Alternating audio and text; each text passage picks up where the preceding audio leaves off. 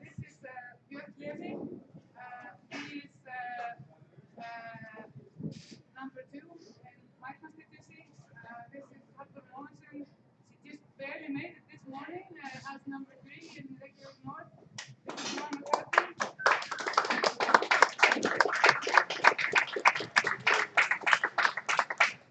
Very unexpected gift in the morning. And this is Norma McCarthy. He is leading in the South constituency.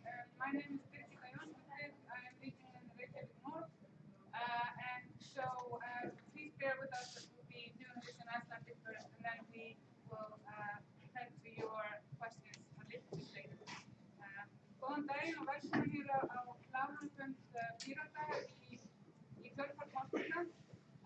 Við ákváðum að gefa kost á blaðamannafund í dag, bæði til þess að bregðast við ákalli frá erlendum fjölmiðlum að fá tækifæri til að tala við okkur. Við önnuðum ekki öllum þeim fyrirspurnum sem við fengum í tengslum við þessar kosningar.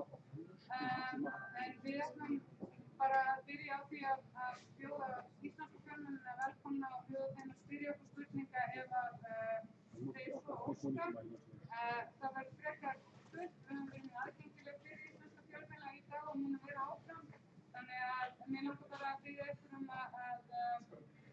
að spyrja okkur og síðan munum við fara mjög fljótlega yfir í ensku. Og ef það eru spurningar frá íslensku fjölmiðlum þá veitsamlega skemmt fram. Já. Já.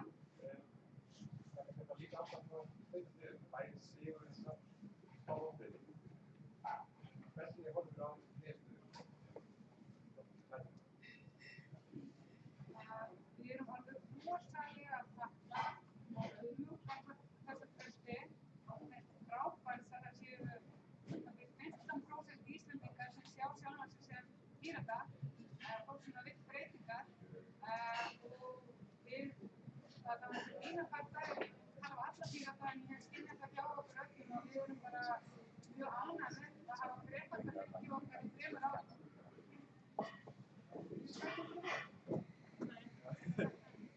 Það er rosalega góður sigur fyrir okkur. Við erum mikið í íbyrjunarsamstarfi. Við erum að reyna nálgast pólitík frá kannski annan átt en bara heilt tíðkast og við höfum tekið marga áhættur í þessu kosningu og margir þarf að hafa einu skilur. Aðra kannski síður en það er ekki aðeins til þess að það ná að breytast. Og við erum bara ánægð með það að geta í krafti þess að mikið sterkara þingsins fara að vinna að góðum breytingum hvernig sem niðurstöður næstu daga verða. Hvernig 3 þingmenn unni á 4 þingmenn En þá verðum við alla nefndir. Ó, ég öll kjöldum. Einhverjar fleiri spurningar frá Íslendingum? All right, so we will switch over to English now. We're open for questions. We're not making any special statements because we want to hear your questions and be able to answer you to our best ability.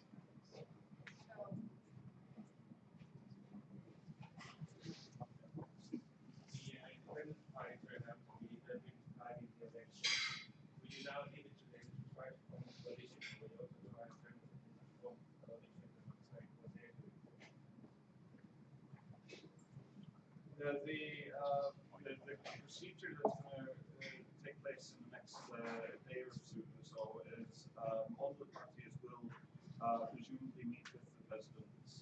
He will come to some conclusion about who gets the permission to try to form a government. In the meantime, we will probably have some conversations with the parties and see what is practical, what is feasible.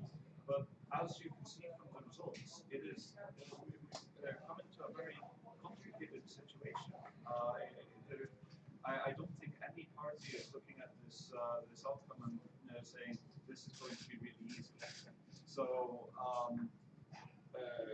I think in particular the Independence Party is going to have a very hard time stable government, but especially with our declaration of leaving office to work with them, at least in the creation of the government. So what happens next remains to be seen. And just to add to this, it's never happened before that there are 7 parties that have been elected with representatives in Iceland. When it became, like, it always used to be 5. Then it changed last time, and there were 6. And there was real difficulties in finding ways to host them in the parliament. So it's not only complicated on the political level, it's also going to be this complicated in practicality. And we have been advocates for reforming the way the parliament works, to make it work better, so that this true seat of power and the true heart of democracy can function as such, so that the general public can feel that there is an institution that is looking after their interests, and to remind that it is the executive branch is drawing its power and authority from the parliament, and that seems to be forgotten in most democracies. When it comes to the coalition forming now, it's a very tight situation for the Conservatives, because both the Pirate Party and the left wings have been very affirmative that they don't see possibilities to work with them for the grounds of the policies. And the new party Pirates also have declared and are still saying that they will not work with a coalition of the progressives and the independence party. And so the situation is very tight to a clear-cut governmental formation. So there might be a lot of negotiations and a lot of compromises in the next few days. At least one can say that this is a very interesting time for democracy. We're not going to be working with the independent party. We're clear about that before the elections, and we will not change our mind after the elections. We will be open to possibly compromise on certain implementation details of policies, but that's something that we'll have to come up with during the next few days. What is really important at this point is that all of the parties have important, sensible conversations about how to make sure that the governance of the country goes forward in an orderly manner. And I think every party is very happy to focus on that goal. Iceland is a relatively stable democracy. We have our ups and downs, but we generally find our way through it. I don't have any worries about there being some kind of crisis, as some have suggested there may be. So this will sort itself out. Yeah, we work well under pressure.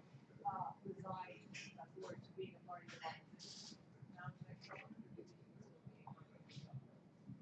That remains to be seen.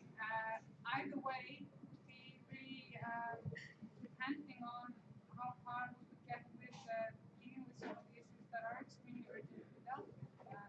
Unfortunately, the healthcare system is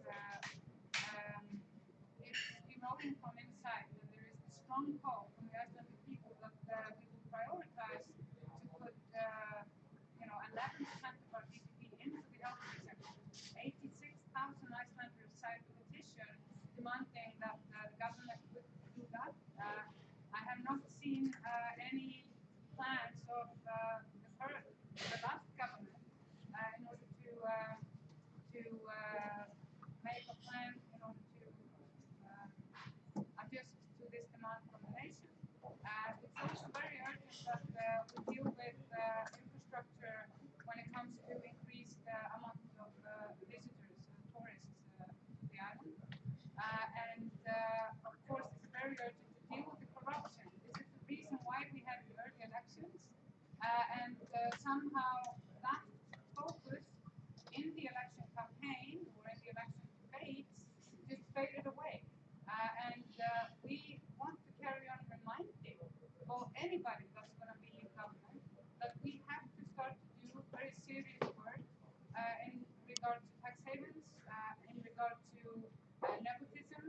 and blatant corruption that we see every day in Iceland. So regardless just after that of whether we end up being part of a government coalition or being in opposition, the, we see lots of opportunity here. We have a strong parliamentary party that will do great work to tackle corruption, to start rebuilding the infrastructure of the country, both legally and hopefully in terms of trust towards the government. And the outcome is so important at this juncture because Iceland has been, since the collapse in 2008, kind of riding on a wave of uncertainty. We've had some massive progress and our economy is doing relatively well at the moment. But what we need at the moment is a long-term plan, a long-term vision, a kind of future goal for where we're going as a society. And that's something that we will be working on quite heavily in the coming weeks, months, and years. Also, just to add to that, I think even if whether we're in government or minority, I just think that just the mere fact that we have pirates in the parliament building means that we'll have a completely different perspective on everything. Because that's the thing that I feel pirates are putting in with is a fresh, new perspective and looking long term rather than constantly. Exactly, and also there's too much trying to fix symptoms instead of looking at what the root cause of the problem is. And so I think that would be beneficial for all the other MPs also just to share that perspective with us. I think that the result of the election yesterday, I think it speaks pretty clear because the number of seats are going so much.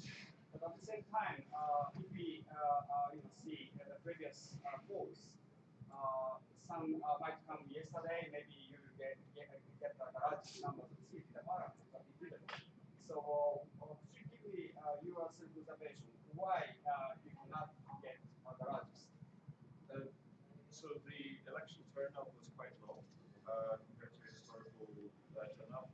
This is a problematic trend that's happening in a lot of countries, and it reflects, I think, a certain lack of trust towards democracy in general. The weather yesterday also didn't help. The weather all across the country was pretty ghastly at times. There's a reason why we normally do elections in May. So there's a lot of contributing factors. I don't know that we're in a position at this point to point in a particular direction, but it would have been nice to get more MPs to get a higher percentage. But really considering everything, this is still a magnificent victory. So we've seen this before in the previous two elections that we didn't get what the polls were telling us, around 20% less than the polls were showing. So this is normal for us. This is a roller coaster ride. We'll just prove them otherwise next time. Yeah, but not only that, we have been very aware that we're never going to be getting numbers like 30%. We've always said that during this year and a half we've been working very hard. So I predicted that we'll get around 15%, pretty close to that. So I'm thrilled that we actually managed to get this much. We had very little money to run our campaign. We had just recently managed to hire permanent staff.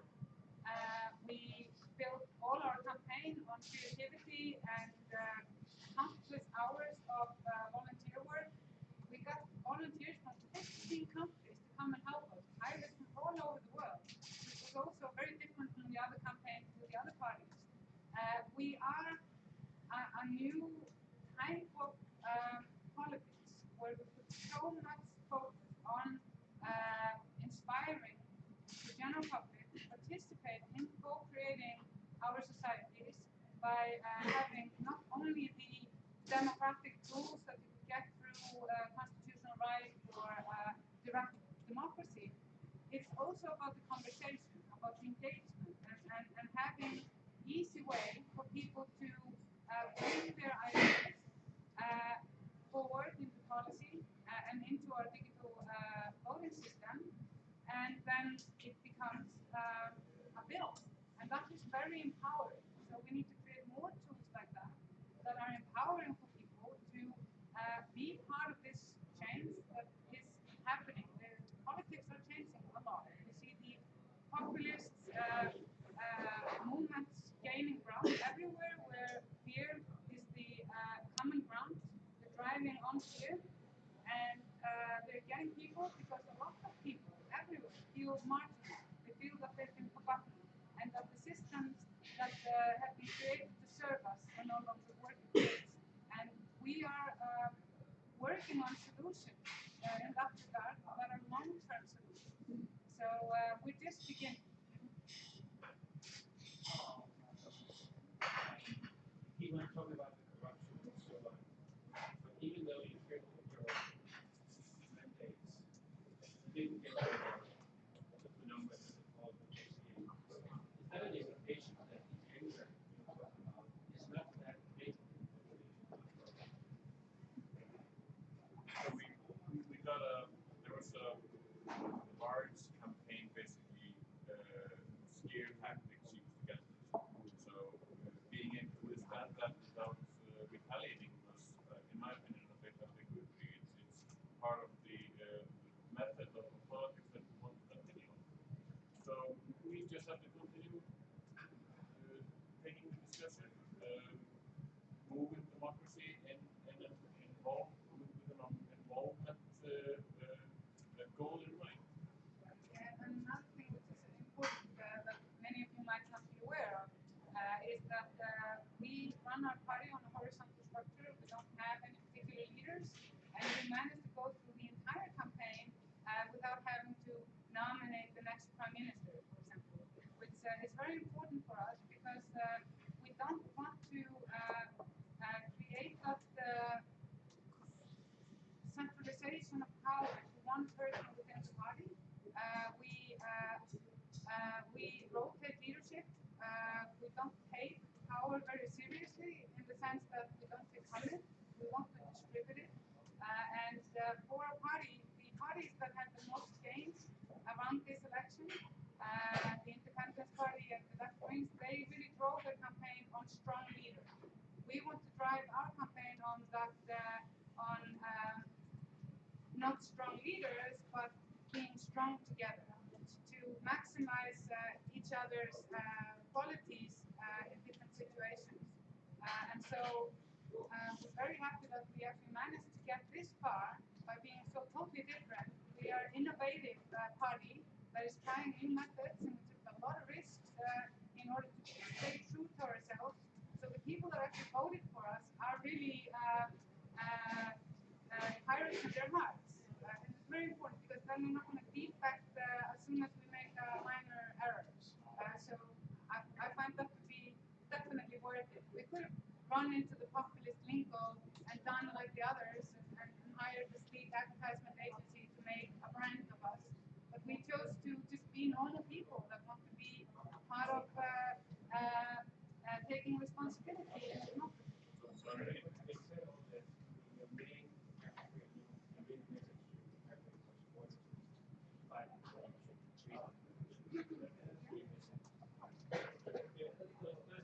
Seems like now at least that we at the end huge event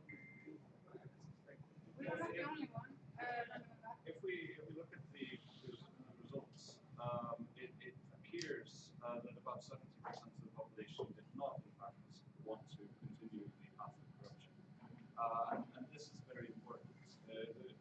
People vote for different parties for a variety of different reasons. It isn't ever any one issue that completely nails down what people do with the voting. What really matters is we talked about reform. We talked about the need to change things, and we talked about the need for reducing the amount of corruption in the system, not just amongst a particular party or a particular set of parties, but rather within the entire mechanics of how government has worked. And a fair number of people were supportive of that message, but of course there are others who are more driven by other concerns, and that's the nature of any multi-party democracy. the real nice thing here is that we have a pluralistic multi-party democracy in this country, where a whole variety of different political opinions can be captured within the electorate. And if we think of somebody running on an anti-corruption campaign in countries with fewer parties or a dual party system, that would never fly. So I think just the dynamics of our multi-party system has actually allowed us to achieve much bigger things than otherwise. And it's not just like we ran a really honest, heartfelt campaign with people who are in it not for the power, but because they genuinely want to change society, they genuinely want to change how politics functions. And I think that that's very important, that we don't only have a goal that we're working towards, but it matters how we get to that goal. The journey matters because the journey changes. So we have to, we can't be playing the same games as the old different parties are playing. It's not, because that will change us. And so it will take a long time. An identified factor of that is the retention rate. So I'm really proud of the Pirates that voted for us because we had the highest retention rate of any parties that kept the people that voted for us the last time. So we hope by continuing the way that we practice politics is that we keep retaining the people that voted for us now in the next election, and we'll only keep growing from there. And I think ultimately we can be very proud of the fact that we ran a clean, focused, issue-driven campaign. A lot of what we saw in the last week was very much a distraction from the issues and trying to draw attention to people and their personal failings or even to things that had nothing to do with reality at all. And this kind of Trumpism, for lack of a better term, is very much becoming a staple of politics, a particular type of politics in all of the Western world, at least. And we need to move beyond it. We need to return to the issues, to the focus on fixing that which is wrong in society and making it better, and not going into mud-slinging contests. We should all be above that. Well, I think we can speak well. Hopefully, I don't know. But there's lots of dark spots in our minds after this. It was actually it was talked about in the Icelandic media that this type of not only mudslinging, but it was a very ugly campaign. It was actually quite shocking to many of our people who had never run a campaign before. The type of tactics that were used, and it was just, I think, hopefully shocking to also people in Icelandic society. And I hope that this will not continue, will not become a trend like in many countries. I regularly, if I want to get a reality check about the situation in the United States, I have a look at Twitter feeds from both supporters of Hillary Clinton and Donald Trump, and I sort of lose all faith in humanity for a while there. But it's like people really, the general population I think is sick of the theater in the parliament. They want to see people work more on the issues. And there's one thing that we have put a strong emphasis on ever since we got into parliament, is that we don't care where the issues are coming from. We don't care if it's from the conservatives or the left wings. If it is something that we feel is close to our policies, and we support all good things in the parliament. And whereas we fight all things that are totally against our policies as well. But that is very different because we used to run politics in Iceland, but the opposition would be against everything on the government, which is totally counterproductive for our democracy. So we will just carry on, no matter what's going to happen in the next few days, to practice different types of politics. Anything else? Okay,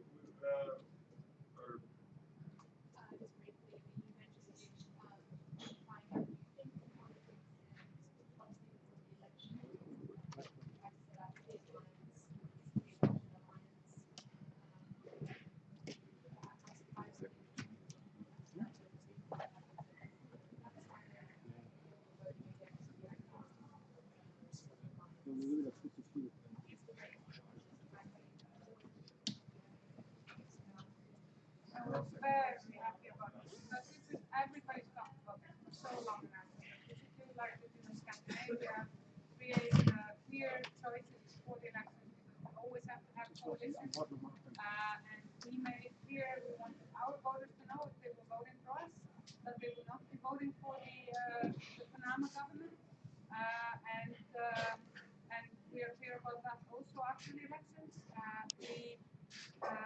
We invited 4 parties to meet with us. 3 of them came, and we had discussions where it was clear that we could work on the main issues that we feel are important, and we didn't have to compromise with anything except the shorter term. And so we made that also clear to our voters in advance, that we would be willing to compromise with the shorter term. But the important thing is also how the other parties used a lingo to make this look like this was a left bloc. We are not a left party. The Bright Future Party are not a left party. We are more center party, or not even on the traditional scales of political compass. And so by using that language, this is a left bloc by this endless polarization in politics. It became like the scary previous left government, pure left government that was in power after the crisis. So our only failure was actually not to step immediately into this discussion and have somehow explain to people that this is, in Scandinavia we usually call it like a green, a red green block. We are obviously purple, so also the red future. And so by immediately branding it as a different pole, then it became this sort of, we never got to discuss why this was. But now we've done it, and hopefully there will be more preparations next time. We did talk about this for a year and a half. This would be needed before this election. So we had to do something dramatic to get the others to negotiate with us. So at least we've tried that, and I hope that this experiment will carry on for the next elections. Yeah, just to add to that, there's an interesting thing that might be one way to interpret the election results is in Scandinavian countries, Nordic countries, there is quite a tendency to have minority governments. We have been somewhat positive towards that approach of having a minority government in the past, and these election results make it very hard to create a majority government, but there are more options on the table than in traditional elections to form a minority government of some sort. So it is possible that somehow we ended up with a more Nordic outcome than really expected. So I think the entire thing was very positive. It was a good experience. It was a gamble, but it was a good one, and it's one I for one would happily take again. It's part of being honest with voters, knowing what you're going to get after the election before you actually vote. That was my first experience with voting. Is the promise that I selected and disappeared right after the election. So I'm looking forward to see majority talks with the others, amongst the other parties, to see which promises disappear. So You can go to what I told you so. So we only have time for one more question. Could you tell me something about your policy regarding Snowden? If you still continue to offer place for asylum? Can I answer very quickly, because asylum does not offer enough guarantees of not being extradited. So actually, the first time Snowden applied for asylum, when he was stuck in Hong Kong in Moscow, I wrote an open letter and said, please do not apply for asylum. Apply for citizenship. But there are much stronger protection for against extradition with citizenship.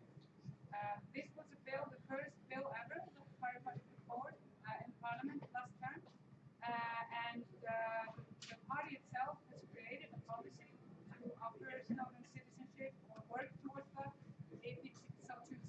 It will apply for that. Thank you. Some of us may hang around for a little while, but otherwise, thanks for coming in.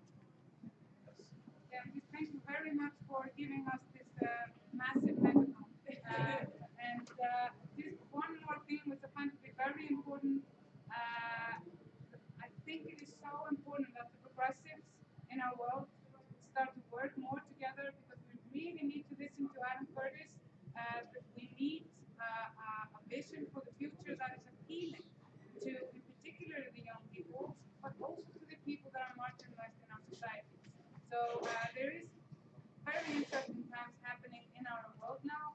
So many people have been empowered to participate. We have here persons from both the Occupy Wall Street and the Bernie Sanders campaign, which was also a huge success in empowering people to participate. So there are interesting times ahead. And as we say, more comes soon. Oh yeah, thank you.